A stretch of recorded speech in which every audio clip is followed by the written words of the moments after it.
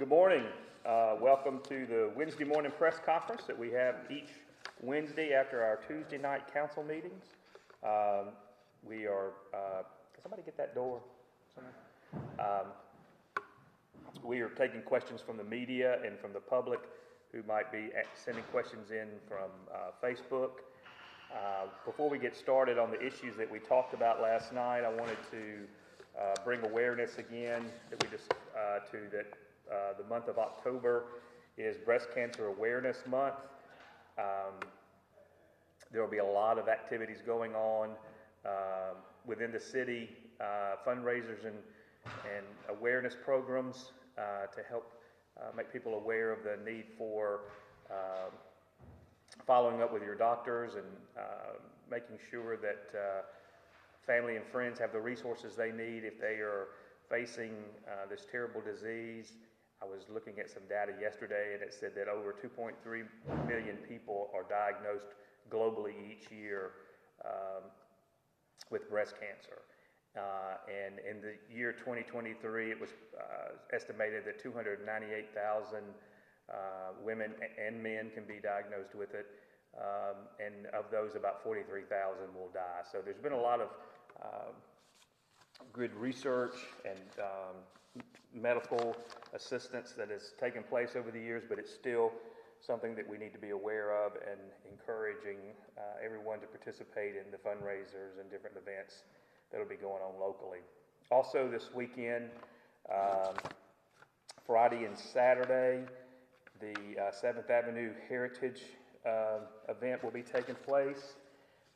The Heritage Festival, October the 6th and the 7th. There's been a lot of work going into that. Representative Kabir Kareem is one of the ones taking the lead in that event, and I know that a lot of people have been working hard to make that event possible each year. It is an award-winning event, and so we encourage all of our citizens to take advantage of the activities that will be going on there. It's going to be great weather this weekend. There are a lot of other events going on in the city. I encourage people to get out and participate in all those events that are happening. Last night, we talked about several different issues that came up that I think were important to the city. One of the ones that I'm very pleased about is the ARPA funding that we will begin to advertise for engineering services. This is the areas that we focused on for watershed and flooding areas. Back when we first started looking at how to potentially use our ARPA money, we know that we identified over $48 million worth of critical stormwater infrastructure and rehabilitation needs. We have been trying to narrow that scope to some of the more serious areas within the city. There were at least 5 that were identified during that process. We have started working on some of those in the smaller areas, but with this matching funds that we received from the state of Mississippi, we're going to have at least $8.9 million available for these projects.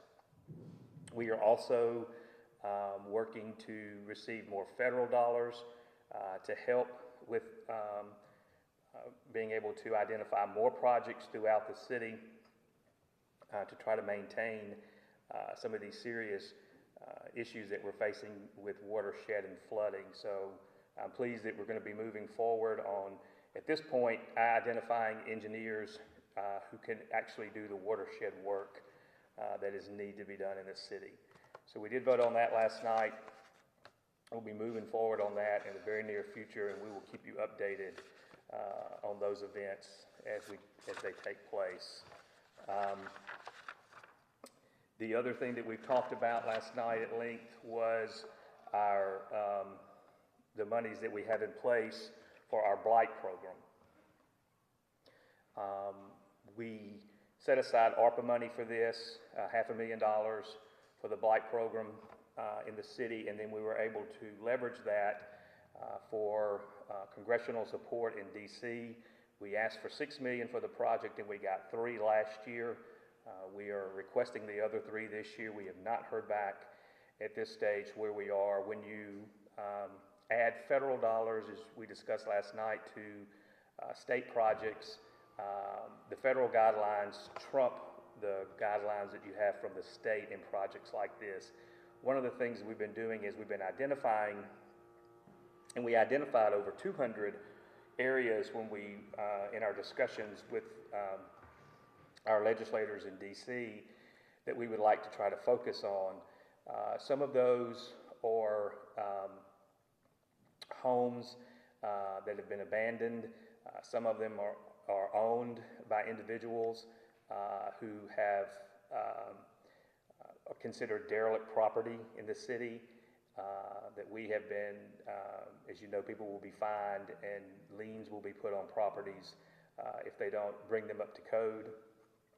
So one of the discussions last night was to have the council vote to allow George Irby, who is overseeing this project, to begin reaching out to some of these homeowners who are in violation of city code to see if there's any interest in potentially letting us purchase those properties. We're still working out a few details with HUD to make sure that we are complying to all the rules and regulations set out by the federal government when they're partnering with you in projects like this.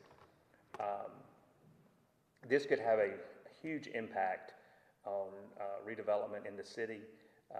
You know, we have the redevelopment authority that's been focusing primarily on the Burns Bottom area and a few other projects in the city.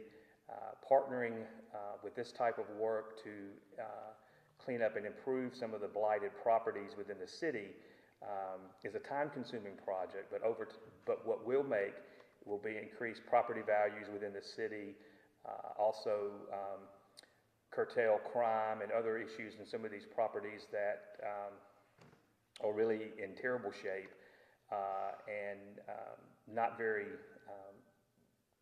good for the neighborhoods where they're located. So that was a big discussion last night.